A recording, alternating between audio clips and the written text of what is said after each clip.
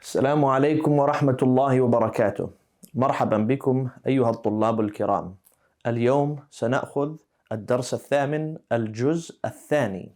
Today we're going to take lesson 8, part 2.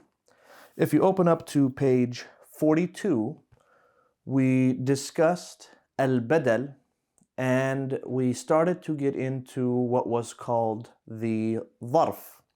Now, dharf simply or there's two types of dhuruf actually that we need to focus on. There's dharf zaman and dharf makan.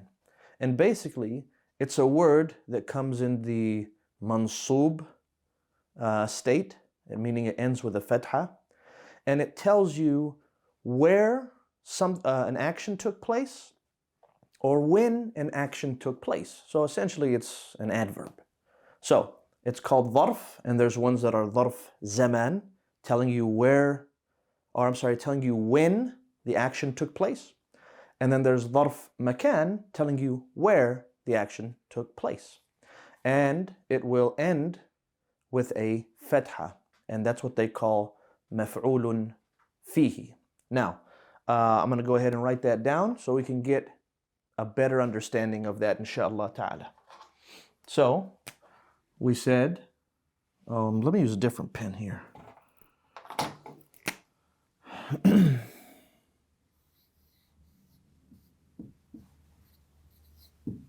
Zaman. And this talks about a action that happened at a specific time. And then we also have dharfu makan. And this tells us a place, okay? So we have dharf zaman and dharf makan. Dharf zaman, there we go, is for example when you see it says yawma, and it has to end with a fatha. And we'll discuss when it'll end with fatha, when it'll end with dhamma, because this is like a regular noun. Dharf makan, and that's the one we're taking today, is when we said amama, see, still ending with a fatha. Or you say khalfa, okay? And if it is a dharf makan, it's going to always end in a fatha, all right? There are lots of different types of dhuruf, meaning these adverbs, and some of them are mabni and some of them are mu'rab. Some of them are mabni, some of them are mu'rab. But the main thing to take for today is that when you have a word that essentially means fi, essentially it'll mean fi. So if you said, for example, ja'a, that means he came, yawm al-khamis.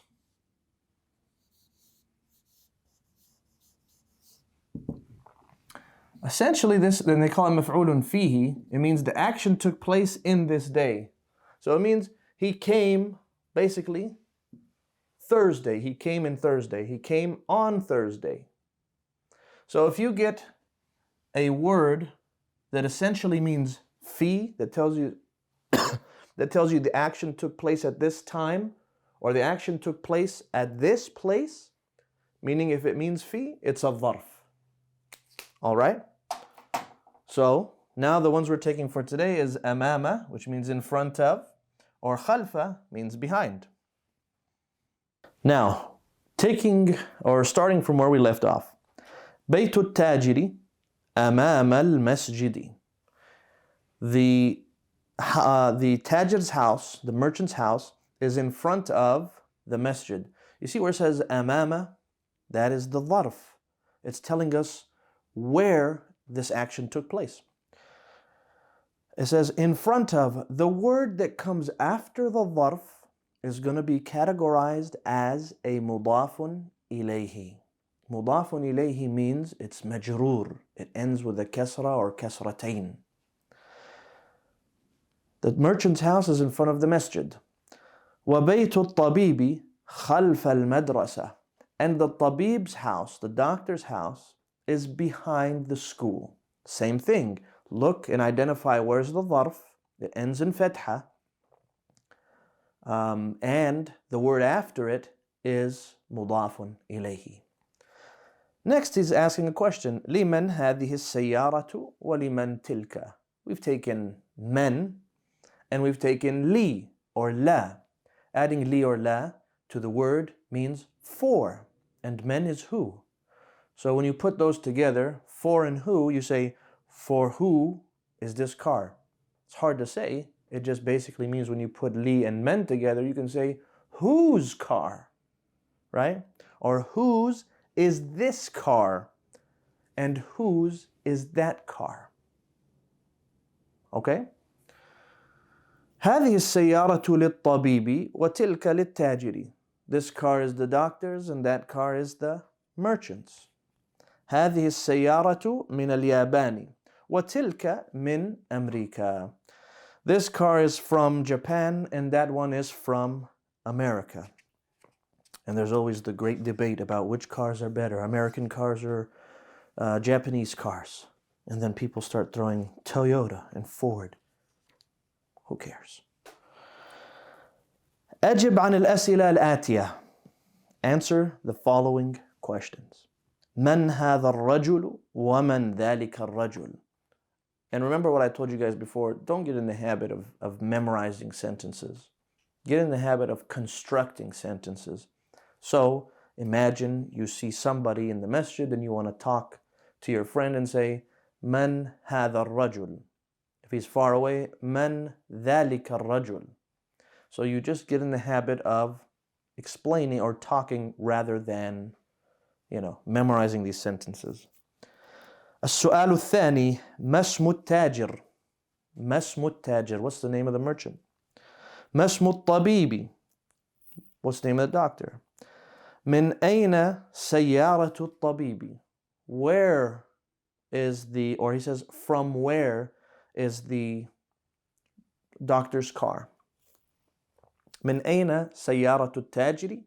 Where is the merchant's car? From. And number 6 and 7, he says, أين بيت التاجر? أين بيت الطبيب? Where is the merchant's house? Where is the doctor's house? Now you can switch those. You say things like, أين بيت, أين بيت أبيك? Or you say, أين بيتك? You say, أين بيت الشيخ? أين بيت الإمام? Right? And inshallah ta'ala, as we progress, we'll learn how to say your house, his house, their house.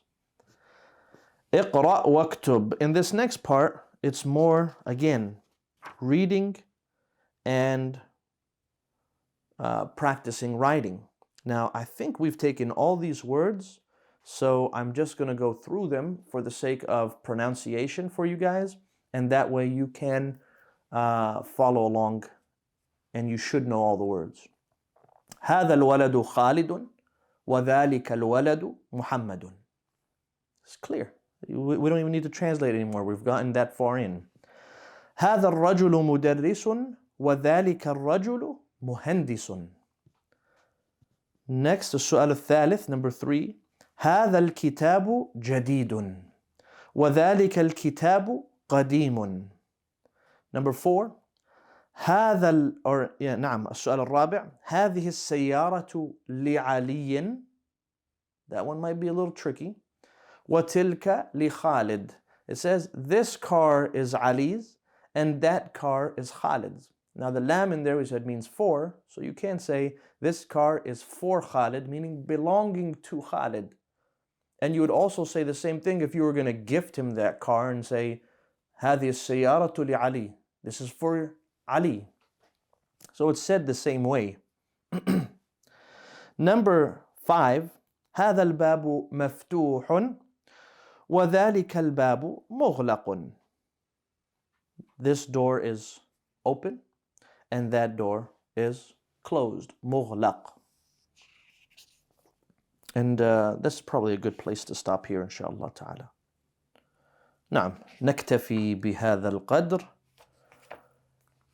ونسأل الله سبحانه وتعالى أن يعلمنا ما ينفعنا وأن ينفعنا بما علمنا وأن يزدنا علما. وإلى اللقاء، والسلام عليكم ورحمة الله وبركاته.